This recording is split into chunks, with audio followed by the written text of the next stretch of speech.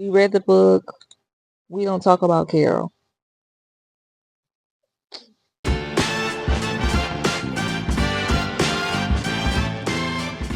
We don't talk about Carol.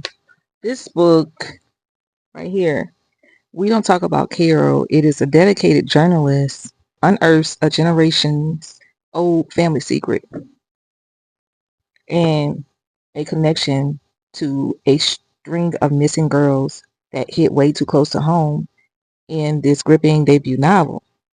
In the wake of her grandmother's passing, Sydney Singleton finds a hidden photo of a girl who looks more like Sydney than her own sister and mother. She soon discovers that the mystery girl in the photo is her aunt, Carol, who was one of the 6 black girls to go missing from North Carolina neighborhood in the 1960s.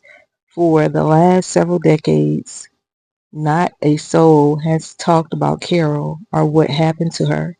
But now, with the grandmother gone and Sydney looking to start her own family, no, but now with her grandmother gone and Sydney looking to start a family of her own, she is determined to unravel the truth behind her long-lost aunt's disappearance and the sinister silence that surrounds her.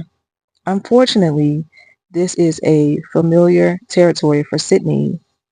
Years earlier, while she was working the crime beat as a journalist, her obsession with the case of another missing girl led to a psychotic break. And now, in the suffocating grip of fertility treatments and a marriage that's beginning to crumble, Sydney relentlessly pursuits of answers might just lead her down the same path of self-destruction.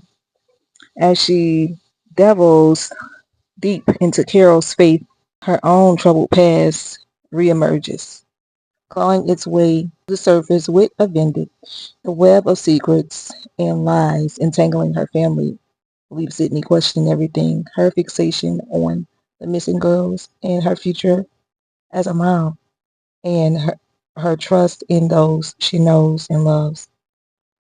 Delving into family, community, secrets, and motherhood, We Don't Talk About Carol is a gripping and deeply emotional story about overcoming the rot at the root of our family trees and what we do for those we love. We don't talk about Carol. So y'all, we had our book club meeting and it was at this pho restaurant in New Orleans. You didn't feel the same way about your friends, Right. and then you went on to live a good life at that. A great life. Great life. It was great. The girls came. We had, was it 7 of us? I think it was 7 or 8 of us that showed up for the book club meeting, and we all wore the indigo. As you can see, it matches the shirt in the book. So this is like the book and the outfit. Dab is what y'all want to call it. I don't have no drink. Oh, I do have a drink. It's my water. It don't match the book at all, but it's my water. Yeah. So we went to book club. And this one, the girl who hosts the book club meeting, she's actually pregnant. And we're winding down to the end of her pregnancy. So we decided after our last meeting, since it was her turn to host, and probably going to be the last one this year for her to host in this cycle, she picked this book, and she also picked another book called Losing Control. I think the lady name was Lady Nisha or something like that. It was so vulgar, had so much foul profanity in it. No, was not for any of us. Well, one girl loved it. One of our girls who love urban fiction, she loved that book. Now, the rest of us, we were like, no, she don't got to worry about us no more. That book was doing the most, y'all. It was doing a lot. A lot of vulgar, like, just not the type of language that I use, and I don't want to read anything like that. To me, it was so disturbing. But that's some urban fictions. It goes that way. This is not an urban fiction. This book It stands toe to toe with Stacy Willington. And Stacy Willington, she has written Forget Me Not, so much more than your typical missing person story. That's what she wrote as the blurb. Now, in the back of this book, it says in the early 1960s, 6 black girls from the same North Carolina neighborhood went missing. Only 2 of them were made a ghost. I guess that means that their body was never like found. And they have the list of each person's name. 1, 2, 3, 4, 5, 6. So we have Miriam, and it shows that she was last seen September 23rd at age 16. You have Betty Brooks. She was last seen March 10th. She was 19. Sally Dunn, February 2nd, 1965, last seen. She was 16. That's cool how they did that. And then they have Carol Singleton. That's who this book is about. Mainly the main character, and it's a professional. It shows their jobs too. One lady was a private secretary. Another one was what she wanted to be, like their ambitions.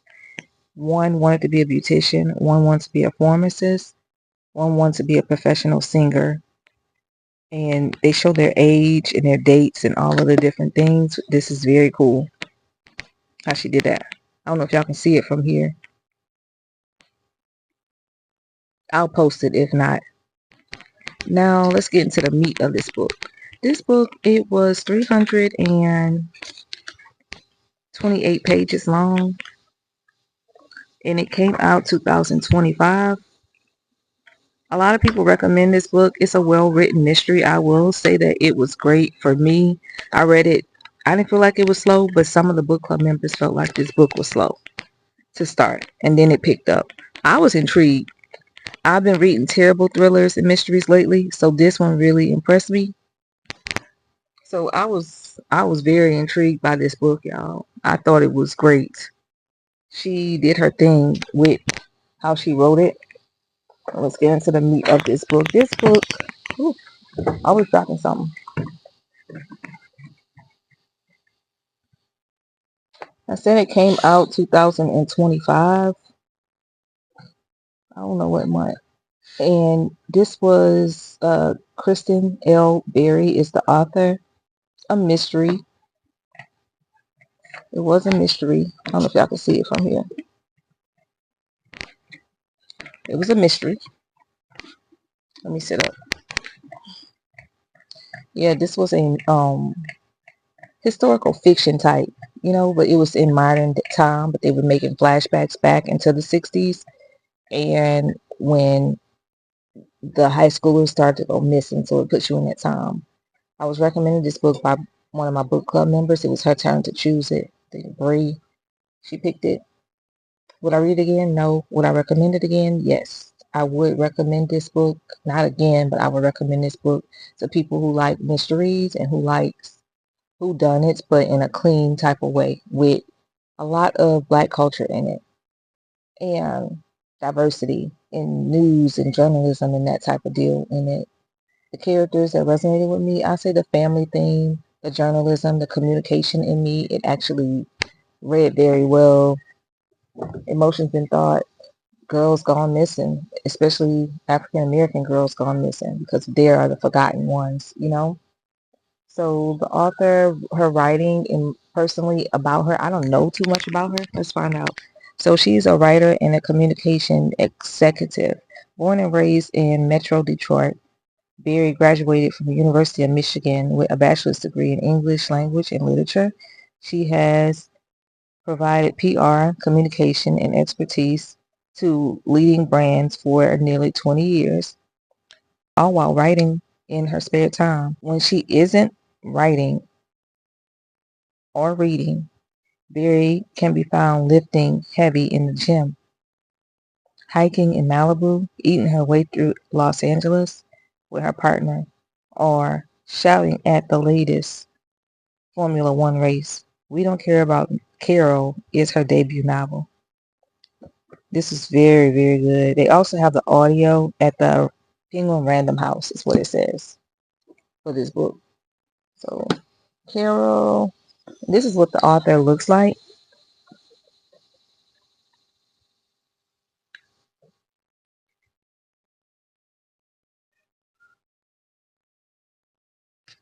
This book, we rated the writing style a 4 out of 5. Readability, I said 3 out of 5. To me, it was a 5 out of 5. Like readability, it was fine. The pacing was great. The relatability, 5 out of 5. Originality, I have never read African American girls gone missing type story before, but I know it's not original, so I'll say it's a 1 out of 5 with originality. Readability, I said that. Personal impact, the girl said 5 out of 5. The plot, 4 out of 5. Overall, I gave this book a high 4 out of 5, like a 4.5 out of 5. It was good to me. Most of the girls, they gave the book like either a 3 or a 4. One girl gave the book a 5. So we recommend it to someone? I definitely would recommend this book to someone. We had a few of the biggest takeaways. One of the book club girls said that her biggest takeaway is that African Americans make up 14% of the nation's net of 36% of missing people, and they are black.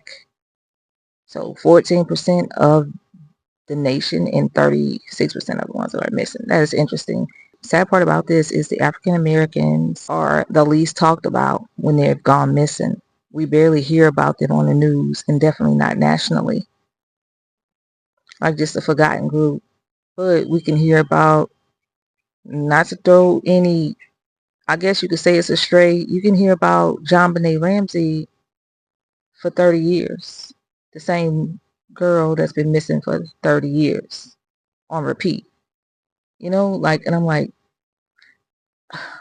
that story sticks to me because it's so sad, and I want to find out what really happened, and her parents and her brother and all the things, and it was just unsolved. They have so many stories like that, but we never hear about.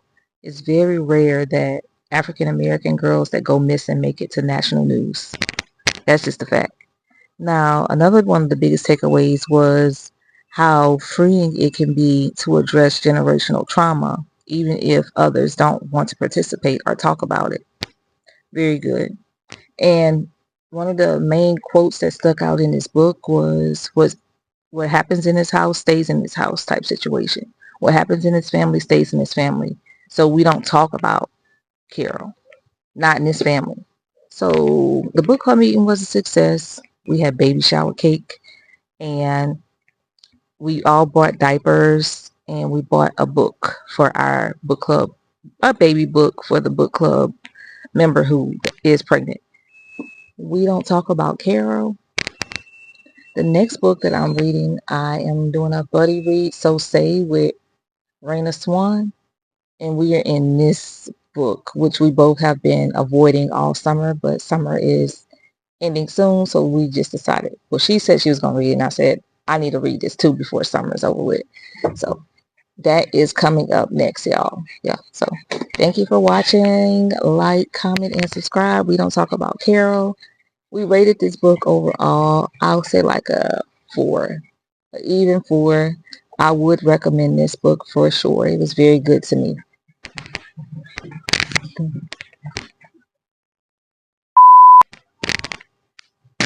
I'm hot and I'm tired, y'all. Jeez.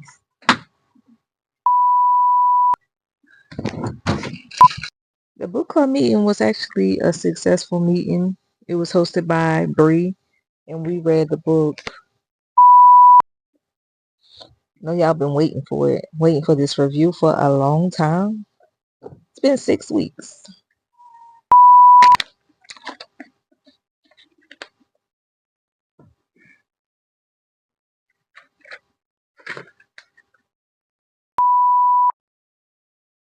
Percy, get back over here.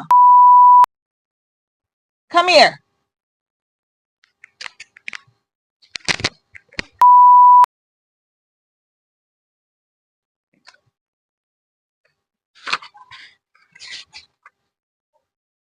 Anyways, so Percy!